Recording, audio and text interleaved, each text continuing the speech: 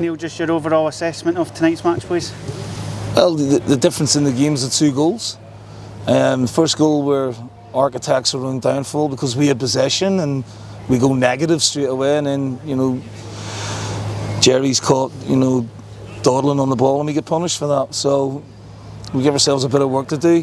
First half was a battle, and then I thought second half we were brilliant and we deserved something out of the game. Second goal's poor from our point of view again. Shouldn't get the shot off and Mason should save it. But I have to say, the football we played and the hunger to get back into the game was terrific. And I'm enthused by some of the performances tonight, and we've shown far better mentality in the second half than we did in the first. We dominated, and Jerry should score far post from the header. I think it's a red card on Andy Todd. I don't understand how that's a yellow.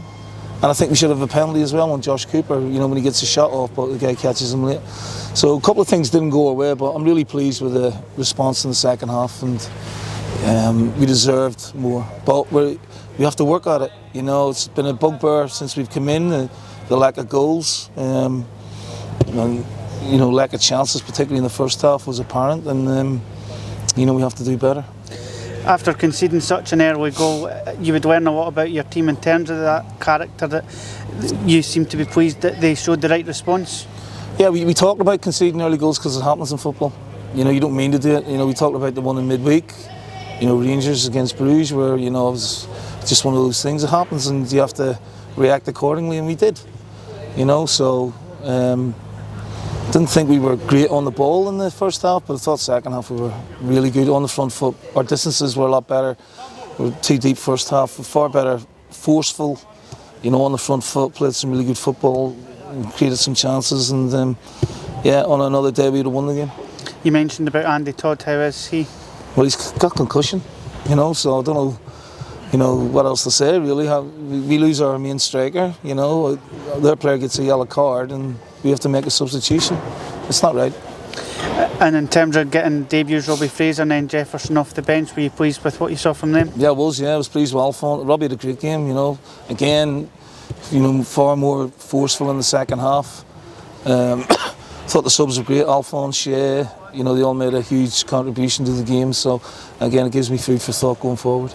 We've had a good start to the season. We can't let tonight derail anything going forward. We just have to regroup and go again next Saturday. Look, the youth that we have in the team, these things are going to happen then again. They're not going to be, they're learning.